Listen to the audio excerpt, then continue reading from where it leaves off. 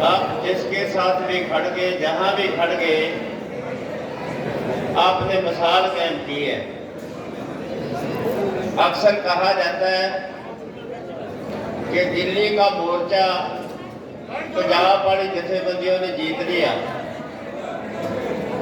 हिंदुस्तान के अंदर इस बात की चर्चा है कि 3 दिनों की लड़ाई में पंजाब वाले अगुवाई कर रहे थे, लेकिन हमारा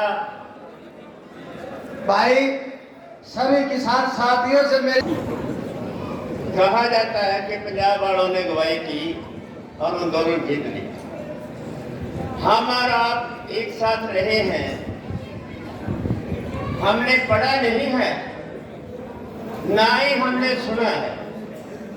हमने जो आंखों से देखा है, हम लोग मोर्चा जरूर लगाकर बैठे हैं, लेकिन इस लड़ाई के अंदर जितना बड़ा योगदान आपका था और जिस तरीके से आपने संघर्ष किया है, मैं समझता हूँ सबसे बड़ा इस जो मोर्चे के अंदर इसका जीत का कारण आपका संघर्ष और आपकी शमूलियत। आज तक बहुत सारे लाठीचार्ज में हम भी आए हैं, पुलिस के साथ भेड़ भी हुए हैं, लेकिन एक ही दिन में 4 बार एक ही पॉइंट के ऊपर लाठीचार्ज होना, लाठीचार्ज करना और खदेड़ देना, सरकार की प्लान से होना, केंद्र के इशारे पर होना, सीएम की हदायतों के ऊपर होना और बार बार लाठीचार्ज होता रहा और बार बार इकट्ठ होते। 4 बार एक दिन में करनाल में 4 बार लाठीचार्ज हुआ और निराशा फिर भी नहीं आई।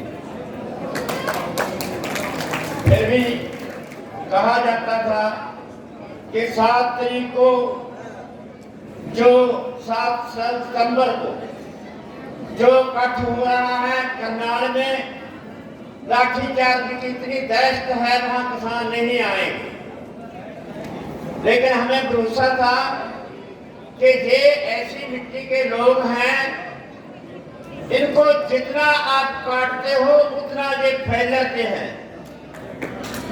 उस रोज ऐसा ही हुआ कि आप लोग जितने मोर्चों में पहले आते थे, जब उस अटैक वाले दिन सरकार ने सख्ती करने की सोच प्लान बनाई, तो आप लोगों को हड़ आ गया करनाल की दाना मंडी में। हम लोग बैठे थे डीसी ऑफिस में बात करने के लिए, बात चली इस बात की कि भाई दाना मंडी में हैं आप, इससे आगे आप कहीं नहीं जा सकते, कोई नजारा नहीं कर सकते, कहीं आगे भी नहीं जा सकते। आप सोच रहे हैं और हम भी सोच रहे हैं, आगों में सन्नाटा छा गया कि क्या बनने वाली है। हम लोग सबने राय बनाई कि हम डीसी को बोलो कि हमारा मार्च करनाल के डीसी दफ्तर तक हर हाथ होगा, आप जो करना है कर लेना। लेकिन एक बात मोर्चे में पक्की होती है, अगर आप मोर्चा लगाने का प्लान है तो मोर्चा आपको जहां पर भी रोक लेंगे, वहां पर पक्का मोर्चा लगाकर बैठने की प्लान बनानी चाहिए। अगर आपने कामयाबी नहीं, वो लोग कभी भी कामयाब नहीं होते। जो लोग आंदोलन में जा रहे हैं और घर में ये कहकर आते हैं कि 2 घंटे के बाद में हम भी आप आने वाले हैं, आप फिक्र ना करें, ये भैंस की धार जो है मैं आकर निकालूंगा। भाई साहब, आप संघर्षी लोग हैं, आपका एक बकायदा एक इतिहास है।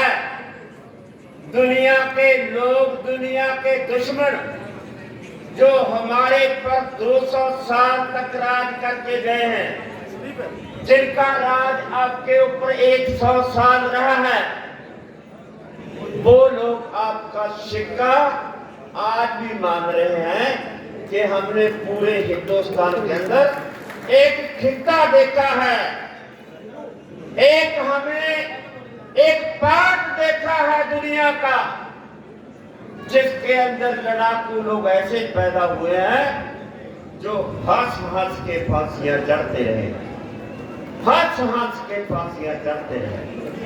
अब उनकी औलाद हैं आप उनके वारिस हैं भाई साहब।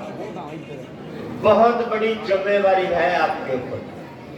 अगर मैं इन पॉलिसियों के ऊपर तकरीर करने लगूं तो बहुत लंबी बात जाती है। मेरे लिए जरूरी बात यह है कि आप संघर्ष करना जानते हैं। आपको जो बोल दो जे नाका तोड़ना है तोड़ देंगे, लेकिन आपको एक बात सीखनी हो कि आपको आपके दुश्मन के बारे में पूरी जानकारी होनी चाहिए।